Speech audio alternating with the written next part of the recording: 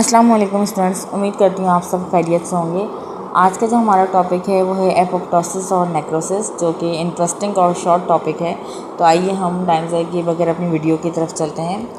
सबसे पहले अगर हम इंट्रोडक्शन की बात करें तो मल्टी सेलुलर ऑर्गेनिजम्स के जो सेल्स होते हैं उनकी कभी कभार डेथ हो जाती है मुख्तलिफ़ तरीक़ों से।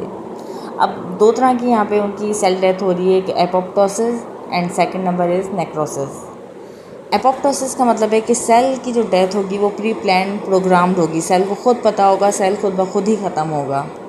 इस टाइप की डेथ को हम एपोप्टोसिस कहेंगे।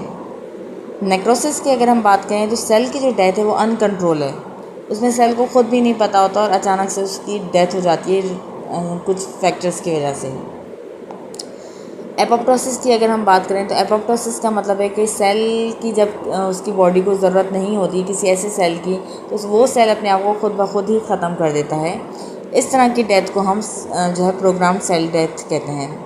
अब एग्जांपल है कि अननेसेसरी सेल्स का डेवलपमेंट के दौरान ख़त्म होना, डैमेज सेल्स का बाहर निकलना, या उन सेल्स का ख़त्म होना जो बॉडी के लिए हार्मफुल हो रहे हैं।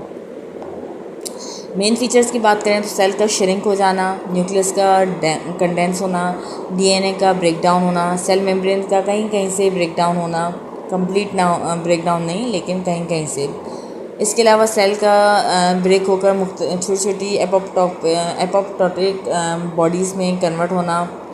इसके अलावा ये फ्रेगमेंट्स जो हैं वो नेबरिंग सेल्स के थ्रू रिमूव हो रहे होते हैं और इसमें कभी कभार इन्फ्लेमेशन की वजह से भी ये सब हो रहा होता है। नेक्रोसिस की बात करें तो नेक्रोसिस एक अनकंट्रोल जो है वो सेल डेथ है, जिसमें सेल को पता नहीं होता और सर्टेन फैक्टर्स की वजह से या अचानक इंजरी की वजह से सेल की डेथ हो जाती है।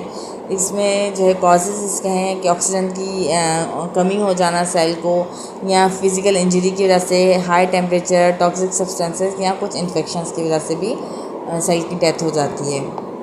अब मेन फीचर्स की बात करें तो सेल की स्वेलिंग होना, सेल मेम्ब्रेन का डैमेज हो जाना, सेलुलर कंटेंट्स इन सेल के अंदर जो पार्टिकल्स हैं उनका निकल जाना, न्यूक्लियस का ब्रेकडाउन होना या सराउंडिंग टिश्यूज़ का इन्फ्लेम होना। इससे क्या होगा कि नेक्रोसिस से दूसरे जो सेल्स होंगे उसके करीबी सेल्स उनको भी नुकसान पहुंचेगा। अगर कोई एक सेल ख़त्म हो रहा है उसके आसपास के सेल्स भी ख़त्म होंगे नेक्रोसिस की वजह से। इम्पॉर्टेंस की बात करें तो एपोप्टोसिस और नेक्रोसिस दोनों ही इम्पॉर्टेंट है बायोलॉजी में। एपोप्टोसिस क्या कहता है, नॉर्मल टिश्यूज़ की डेवलपमेंट को मेंटेन रखेगा और जो अनवांटेड या डैमेज सेल्स हैं उनको रिमूव कर देगा। जबकि नेक्रोसिस की अगर हम बात करें तो ये सीवियर सेलुलर इंजरी की वजह से होता है और इसमें जो है इन्फ्लेमेशन या टिश्यू डैमेज की वजह से ये हो रहे होते हैं। समरी की बात करें तो एपोप्टोसिस जो है वो कंट्रोल सेल डेथ है, जिसमें सेल को खुद पता है वो खुद ब खुद अपने आप को ख़त्म कर रहा है, लेकिन नेक्रोसिस जो है वो अनकंट्रोल सेल डेथ है। तो बच्चों ये था आज छोटा सा टॉपिक। उम्मीद करती हूँ वीडियो आपको पसंद आई होगी। अगर वीडियो अच्छी लगी हो तो इसको लाइक कीजिएगा, चैनल को सब्सक्राइब करना ना भूलिएगा। अपना बहुत सारा ख्याल रखिए। मुझे इजाज़त दीजिए। अल्लाह हाफिज़।